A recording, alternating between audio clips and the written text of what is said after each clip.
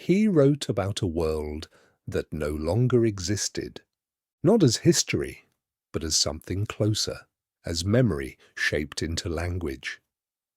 By the time Shmuel Yosef Agnon received the Nobel Prize in Literature in 1966, much of what he had spent his life describing had already been destroyed, not gradually, but violently, in the collapse of European Jewish life during the Second World War, and yet, in his stories, that reality remained, not as reconstruction, but as presence. To understand how that became possible, it is necessary to begin not with the prize, but with a small town in Eastern Europe at the end of the 19th century. Shmuel Yosef Agnon was born in 1888 in the town of Buchak, in Galicia. Then part of the Austro-Hungarian Empire, his birth name was Shmuel Yosef Agnon. Buchak was not a large city. At the time of his birth, it had a population of only a few thousand people, but a significant Jewish majority. It was one of many towns, shtetls, in the region where Jewish life was structured around religion, study, and community institutions that had developed over generations. His father, Shalom Mordecai Halevi Chatzkes, was a scholar of rabbinic literature and a businessman deeply rooted in traditional Jewish learning. His home contained a substantial library of Hebrew texts, the Bible, the Talmud, and commentaries, and study was a central part of daily life. His mother, Esther Faber, came from a more educated and culturally open background. She was familiar with German literature and European culture, and her influence introduced a different intellectual layer into the household, one that extended beyond strictly religious texts. This combination was important. Agnon grew up at the intersection of two cultural worlds. From his father, he inherited a deep familiarity with traditional Jewish texts, language, and structures of thought.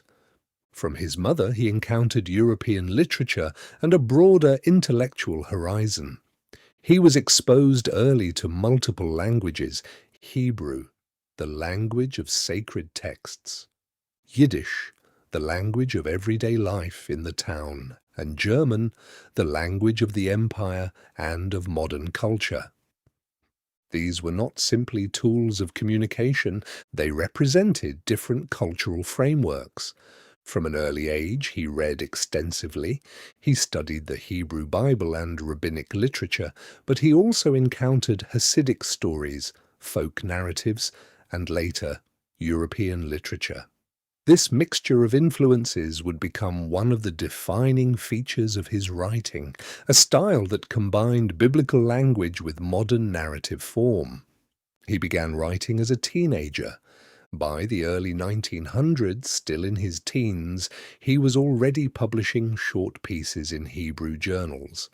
One of his early published works was Aguno, Abandoned Wives, a story that would later take on a significance beyond its initial publication. In time, that title would give him a new name. He began to sign his work, Agnon, derived from Aguno, at first as a literary pseudonym and eventually as the name by which he would be known. It was not only a change of name, it marked a shift in identity. The writer was beginning to separate from the place he had come from. At a time when Hebrew was still being revived as a modern literary language, this choice was significant. He did not write in Yiddish, the language spoken around him. He chose Hebrew, and used it not simply to imitate the past, but to reshape it. By the beginning of the 20th century, his direction was already forming. But the environment around him was changing, and he would not remain in Buchach. In 1908, at the age of 20, Shmuel Yosef Agnon left Buchach and travelled to Palestine, then part of the Ottoman Empire. He arrived in Jaffa, one of the main entry points for Jewish immigrants at the time, a port city very different from the structured, inward-looking life of Galicia. Jaffa was noisy, multilingual and unstable, a place where Arabic, Hebrew, Yiddish, and other languages could be heard in the streets, and where new arrivals were constantly trying to find work, housing, and a place within a society still in formation. He did not arrive as a visitor. Like many young Jews of his generation, he came with the intention of becoming part of something new. This was the period of the Second Aliyah, a wave of Jewish immigration driven not only by economic pressure in Eastern Europe, but by ideological movements, especially early Zionism, that aimed to create a different kind of Jewish life, rooted in land, labor, and the revival of Hebrew as a spoken language. But almost immediately, a gap appeared between expectation and reality. Life in Palestine was difficult, work was scarce, conditions were harsh, and many of the ideals associated with the new society proved difficult to realize in practice. Unlike many of his contemporaries, Chatzkes did not join agricultural settlements or manual labor projects. Instead, he moved within literary and intellectual circles, supporting himself through occasional work while continuing to write. He became part of a small but growing circle of Hebrew writers in Jaffa and the nearby new settlement of Tel Aviv, founded in 1909 as a modest neighborhood outside the city. During this period, he began publishing more regularly in Hebrew journals. His writing started to attract attention, not because it followed the dominant trends of the time, but because it did not. Many writers of the Second Aliyah were focused on creating a new language for a new society, direct, modern, and often deliberately detached from traditional forms. Chatzkes moved in a different direction. Even while living in Palestine, he continued to write about the life he had left behind. The towns, the rhythms, the internal structures of traditional Jewish communities, these remained central in his work. This created a distance. He was physically present in a new society, but his literary imagination remained connected to an older one. At the same time, something important was changing. Hebrew, which in Bukash had belonged primarily to study and text, was becoming a living language around him.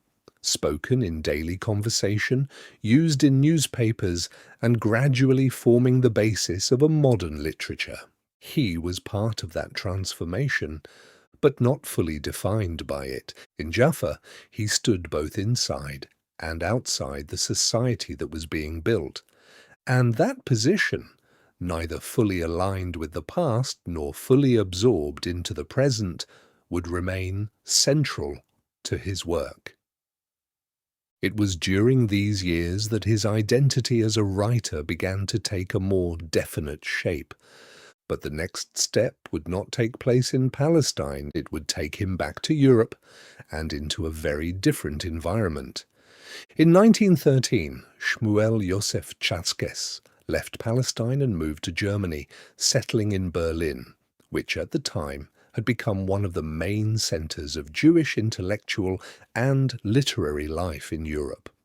Unlike Jaffa, where everything still felt provisional, Berlin offered structure, established publishing houses, journals, salons, and a readership already engaged with modern Hebrew literature. The move was not accidental. In Berlin, he came into contact with Salman Shoken, a wealthy businessman, publisher, and patron of Hebrew culture, who would become one of the most important figures in his life. Shoken recognized the originality of his writing and began to support him financially, allowing him, for the first time, to focus on literature without constant concern for survival. This support reshaped his position. He was no longer writing on the margins, he was writing as a professional. At the same time, Berlin brought him into contact with a wider circle of Jewish intellectuals. Among them was Martin Buber, whose work on Hasidic stories, particularly his to reinterpretations, had already begun to shape modern Jewish thought. Buber's approach, which treated traditional narratives not as relics, but as living forms that could be re-articulated for a modern audience, resonated strongly with Chatzkes's developing style. Their relationship was not formal, but the influence was clear. Both were engaged in a similar problem: how to take a traditional world, religious, narrative, structured, and bring it into a modern literary form without reducing it to nostalgia or losing its internal logic. During his Berlin years, his writing became more deliberate and more controlled. He worked on stories that would later appear in various collections, refining a style that drew heavily on biblical and rabbinic Hebrew while applying it to narratives that were neither purely traditional nor fully modern. He also contributed to Hebrew literary journals circulating in Europe, which connected him to readers far beyond Palestine. This period, however, was not defined only by stability. In 1914, the First World War began, and although Berlin remained a functioning cultural centre for some time, the broader environment grew increasingly unstable. Economic pressures intensified, and the networks that supported literary life were gradually affected by the larger political situation. Even so, he kept writing. And in these years, something important was happening beneath the surface. The distance between his life and his subject was increasing. He was living in Berlin, but he was writing about Galicia. The life he described was no longer part of his immediate reality, it existed in memory. And that distance began to shape the form of his work more strongly. Then, in 1919, something happened that marked a turning point. A fire broke out in the building where he was living. The damage was severe. Among the things destroyed were his manuscripts, drafts, notes, and works in progress accumulated over years. For a writer, this was not simply a loss of material, it was the loss of continuity. Texts that had been developing over time were suddenly gone, with no possibility of recovery. There were no copies, no archives to return to. He had to begin again. The event became one of the defining moments of his life, not because it ended his work, but because it changed how that work would continue. What followed was not a continuation of what had been lost, it was a reconstruction, and soon after, he would leave Berlin. In 1924, he returned to Palestine and settled in Jerusalem, which would remain his home for the rest of his life. By that time, his life had already taken on a more defined personal structure. In 1920, while still in Germany, he had married Esther Marx. Together they would have 2 children, and throughout the years that followed, his family life remained largely private, separate from his public identity as a writer. The move marked a clear shift. He was no longer an unknown young writer moving between places. By the mid-1920s, Shmuel Yosef Agnon, the name he now used consistently, was already recognized within Hebrew literary circles, particularly through his association with Zalman Shorken, who continued to publish and support his work through the Shorken Publishing House in Berlin. In Jerusalem, he established a more stable working life. He lived in the Talpiot neighborhood, a relatively new area on the southern edge of the city. The house he built there became both his residence and his place of work, but the stability of that life did not remain untouched. In 1927, during a wave of unrest in Palestine, his home in Talpiot was damaged and part of his library was destroyed. Once again, loss entered his life in a concrete way. Books, manuscripts, and materials he had accumulated were gone. It was not the first time, and it would not be the last. He wrote methodically. Writing was not occasional, it was disciplined. He spent long hours revising, reworking sentences, and refining language, often returning to the same passage multiple times. His manuscripts show extensive corrections, indicating that the seemingly traditional flow of his prose was the result of deliberate construction rather than spontaneous imitation. During these years, he began to produce the works that would define his reputation. In 1931, he published Hachnasat Kala, The Bridal Canopy, one of his most important early novels. Set in Galicia, the story follows Reb Yudel Hasid as he travels to collect a dowry for his daughters. On the surface, it reads like a traditional tale, structured as a journey through towns and encounters. But the narrative operates on multiple levels. It combines humor, folklore, religious language, and social observation, creating a reality that feels both continuous and fragmented, where the past is reconstructed not as a single narrative, but as a series of interconnected episodes. A few years later, in 1935, he published Sipper Pashut, a simple story, a very different kind of work. Set in a Galician town resembling Buchak, it follows a young man, Herschel Hurwitz, and his psychological struggle with love, family expectations, and social constraints. Here the tone is more restrained, more inward. The traditional framework remains, but it is examined from within. The characters are not only part of a system, they are shaped by it and sometimes constrained by it. This shift is important. Agnon was not only preserving a past way of life, he was also analyzing it. At the same time, his life in Jerusalem remained relatively withdrawn. He did not take on a formal academic position, nor did he fully participate in public cultural institutions in the way some of his contemporaries did. Instead, he maintained a degree of distance, receiving visitors, corresponding with publishers, and focusing primarily on his writing. Another event from this period reinforced the role of loss in his life. Around that time, his house in Germany, along with the library he'd left behind, was destroyed in a fire. Thousands of books and manuscripts were lost.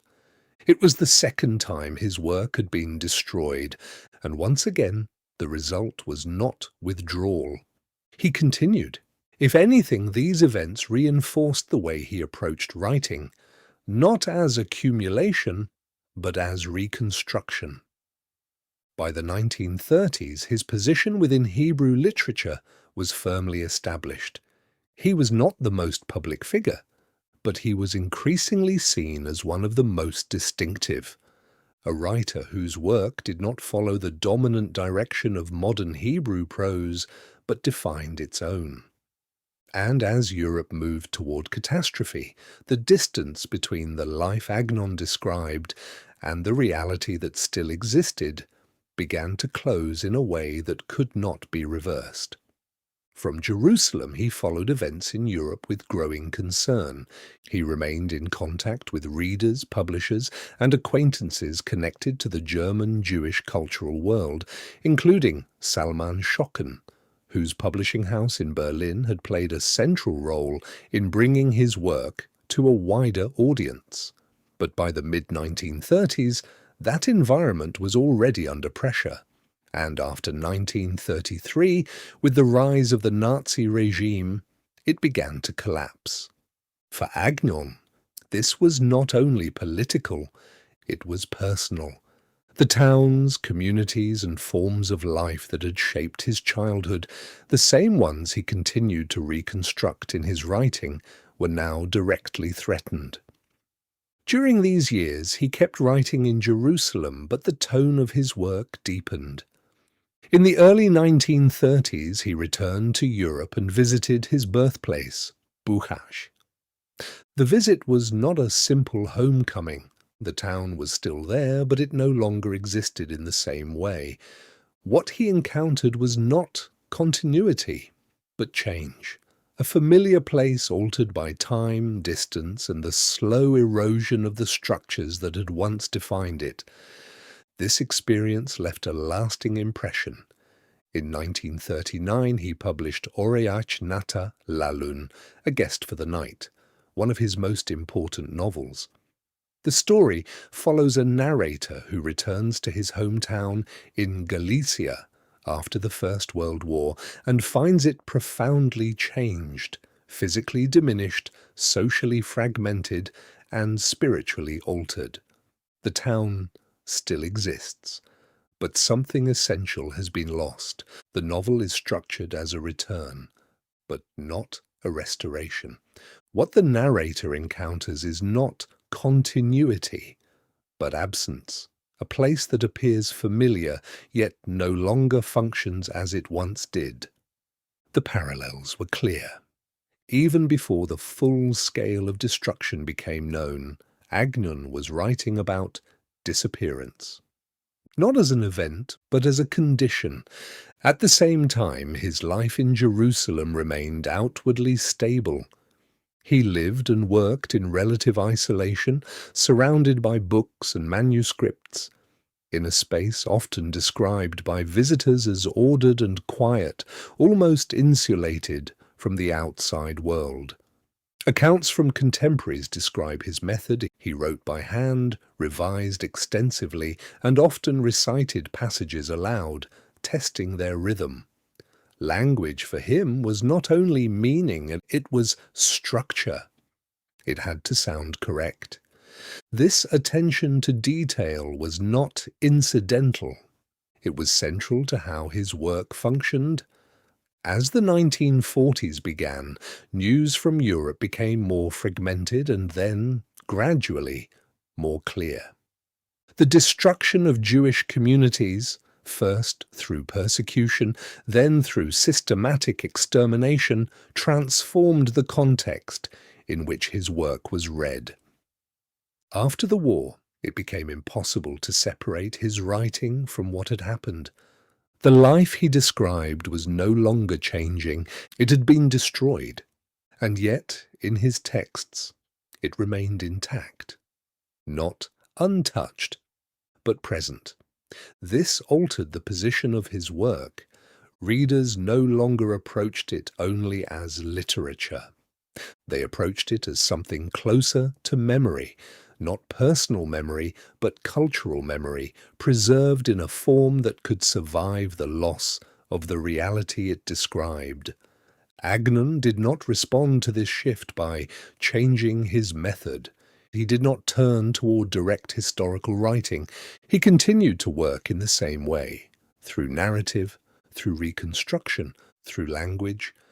But what that method meant had changed.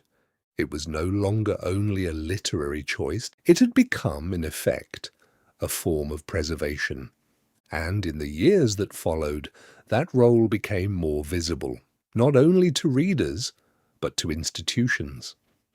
After the war, Agnon's position in Hebrew literature was no longer that of a distinctive writer working somewhat apart from the mainstream.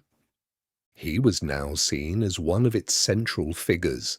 His works were republished in new editions, particularly through Schocken Books, which had relocated from Berlin to New York after 1933, and continued to build a catalogue of Hebrew and Jewish literature in exile. This ensured that his writing reached audiences far beyond Palestine, especially in the United States. At the same time, new works appeared.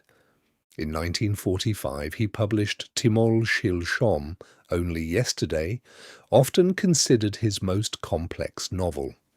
Set in Palestine during the years of the Second Aliyah, it follows Yitzhak Kumar, a young immigrant who arrives with ideals, struggles to find his place, and gradually becomes disoriented, socially, psychologically, and culturally. Unlike Hachnasat Kala, which looks back toward Galicia, or Oreach Nata Lalun, which reflects on return and loss, Tmol Shilshom is rooted in the new environment itself. It is one of his few major works that focuses directly on life in Palestine. But even here, the structure is not linear or purely realistic. The narrative includes shifts in perspective, symbolic elements, and moments that blur the boundary between external events and internal experience. One of the most striking motifs is the figure of a stray dog that follows the protagonist, a detail that moves between realism and allegory, becoming part of the psychological landscape of the story. The novel was widely discussed. It confirmed his position not only as a writer of the past, but as someone capable of addressing the present, even if indirectly. During these years, his life in Jerusalem remained largely unchanged. He lived and worked in relative isolation, and visitors often noted his reserved manner and his formal way of speaking, which reflected the language of his writing, precise, measured, and shaped by older forms. He did not align himself strongly with political movements within the Yishuv, nor did he take on a prominent public role in debates surrounding the future state. His focus remained on literature. Recognition continued to grow. He received the Bialik Prize for Literature twice, in 1934 and again in 1950, one of the most important literary awards in the Hebrew-speaking world. These awards marked not only appreciation, but institutional acknowledgement of his place within the canon. In 1953, he was awarded the Israel Prize, shortly after the establishment of the State of Israel in 1948, further reinforcing his status as a central cultural figure. Despite this recognition, his working method remained consistent. He wrote slowly, revised extensively, and often returned to earlier themes, reshaping them rather than abandoning them. His later works, including collections such as Ad Hena, Thus Far, and Semuk Venire, Near and Visible, continued to explore the same underlying tension between past and present, memory and reality, but with increasing compression and complexity. By the 1960s, his influence extended beyond Hebrew readers. Translations of his work appeared in multiple languages, and his reputation grew internationally, although the density of his language made translation difficult and sometimes limited his accessibility outside Hebrew. Then, in 1966, that recognition reached its highest point. Shmuel Yosef Agnon was awarded the Nobel Prize in Literature, which he shared with the German Jewish poet Nelly Sachs. The Nobel Committee cited his work for its deeply characteristic narrative art with motifs from the life of the Jewish people. The award placed him in a global context, but it did not alter his position in a fundamental way. He remained in Jerusalem. He continued his work within the same literary framework he had developed decades earlier. The recognition confirmed what had already been established, but it did not change the direction of his writing. That direction had been set long before, and it would remain consistent until the end of his life.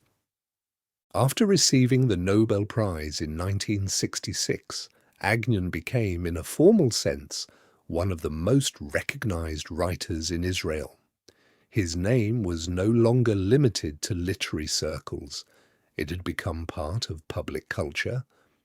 His works were included in school curricula, discussed in academic settings, and republished in new editions, often accompanied by commentary. Yet his personal life did not change in any dramatic way.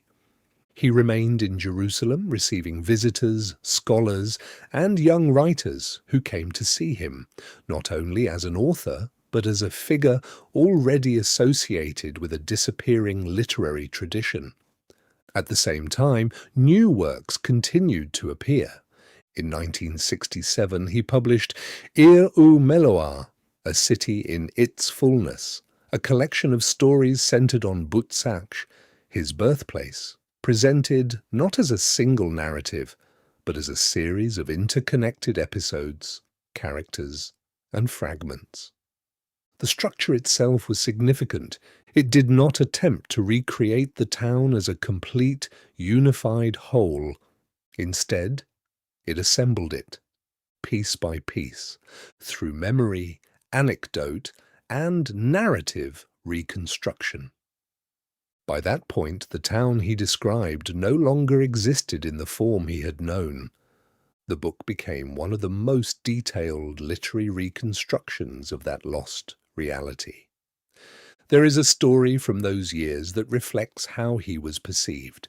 At one point, Jerusalem's mayor, Teddy Kollek, ordered a sign to be placed near his home. "Silence! Agnon is working."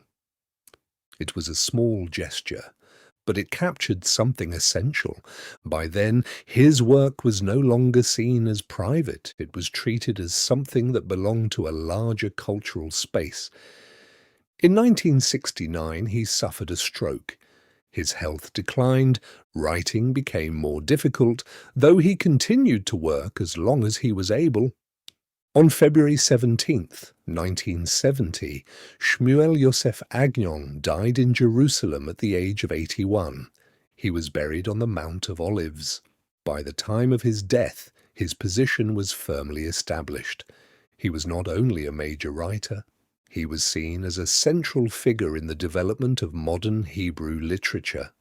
But the significance of his work did not depend only on recognition or awards. It rested on something more fundamental. The world he had described, with its language, its structures, its internal logic, had disappeared. And yet, through his writing, it had not entirely vanished.